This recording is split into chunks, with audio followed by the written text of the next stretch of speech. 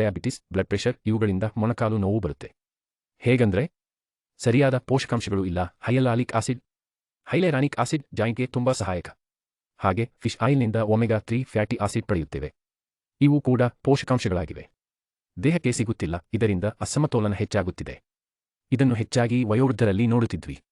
65 ರಿಂದ 70 ವರ್ಷ ವಯಸ್ಸಿನ ವಯೋವೃದ್ಧರಲ್ಲಿ ನಾವು ಇದನ್ನು ನೋಡುತ್ತೇವೆ.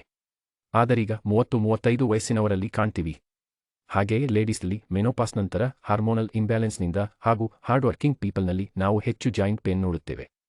ಹಾರ್ಡ್ ವರ್ಕಿಂಗ್ ಪೀಪಲ್ ನಿತ್ಯ ಕಷ್ಟಪಡ್ತಿರ್ತಾರೆ. ನಾವು ಜಾಯಿಂಟ್ ಪೇನ್, ಬೆನ್ನು ನೋವು, ಕೈ, ತೋಳು ನೋವು ನೋಡುತ್ತೇವೆ. ಜಾಯಿಂಟ್ ಬೋನ್ಗಳ ನಡುವೆ ಇರುವ ಜೋಡನ್ನು ಸೈನೋವಿಯಲ್ ಫ್ಲೂಯಿಡ್. ಇದನ್ನು ಸಾಮಾನ್ಯವಾಗಿ ಕಾರ್ಟಿಲೇಜ್ ಎನ್ನುತ್ತೇವೆ. ಒಂದು ಬೋನ್ ಮತ್ತು ಇನ್ನೊಂದು ಬೋನ್ ನಡುವೆ ಎಂಜಿನ್ ಇದೆ ಎಂದು ಊಹಿಸೋಣ. ಎಂಜಿನ್ನಲ್ಲಿ ಗ್ರೀಸ್ ಇದೆ. 2 ಬೋನ್ಗಳ ನಡುವೆ ಇರುವ ಜೋಡ ಎಂಬ ಫ್ಲೂಯಿಡ್ ಇದೆ. ಈ ಜೋಡ ಹೇಗಿದೆ? ಇದು ದೇಹದ ಮಜ್ಜೆ. ಆಯುರ್ವೇದ ಪ್ರಕಾರ ನಾವು ತಿನ್ನುವ ಆಹಾರ ಸರಿಯಾಗಿದ್ದರೆ ಮಧ್ಯದಲ್ಲಿ ಜೋಡ ಇರುತ್ತದೆ. ಇದು ಪೋಷಕವಾಗಿದೆ. ಇದರಿಂದ ನಮಗೆ ಬ್ಯಾಲೆನ್ಸ್ ಬರುತ್ತೆ. ಇದು ಹೇಗೆ ಬೆಳೆಯುತ್ತದೆ? ಈಗ ತಾನೇ ಹೇಳಿದ್ವಲ್ಲ, ವಿಟಮಿನ್ ಡಿ ಮತ್ತು ಹೈಯಾಲುರೋನಿಕ್ ಆಮ್ಲ ಜೋಡವನ್ನು ಬೆಳೆಯಲು ಸಹಾಯ ಮಾಡುತ್ತದೆ. ಜೋಡ ಬೆಳೆಯುವುದರಿಂದ ಬೋನ್ನಿಂದ ಬೋನ್ಗೆ ರ್ಯಾಪಿಡ್ ನಡೆದು ಶಬ್ದ ಉಂಟಾಗುತ್ತೆ.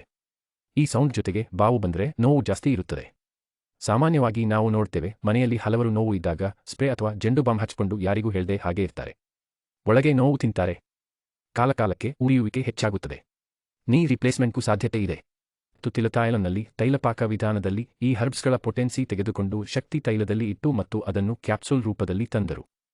ಬಿಬಿಟ್ಟರ್ ಆರ್ಥೋ ಊರ್ಜಾ ಈ ತೈಲವನ್ನು ತೆಗೆದುಕೊಂಡರೆ ಮೊಣಕಾಲು ಪುನರುಜ್ಜೀವನಗೊಳ್ಳುತ್ತವೆ. ಅದೇ ರೀತಿ ಡ್ಯಾಮೇಜ್ ಆದ ಸೆಲ್ಸ್ ರಿಜೆನರೇಟ್ ಆಗ್ತವೆ, ರಿಪೇರ್ ಮಾಡುತ್ತವೆ. ಇದು ಜಾಯಿಂಟ್ಗಳನ್ನು ಹೆಲ್ತಿಯಾಗಿಡ್ತವೆ. ಸರಿ ಡಾಕ್ಟರ್, ಈ ಮೆಡಿಸಿನ್ ಅನ್ನು ಹೇಗೆ ಬಳಸಬೇಕು ಅಂತ ಒಂದು ಸಾರಿ ಹೇಳ್ತೀರಾ? ಇದು ಸಿಂಪಲ್. ಈ ಒಂದು ಡಬ್ಬಿಯಲ್ಲಿ 60 ಕ್ಯಾಪ್ಸೂಲ್ ಇವೆ.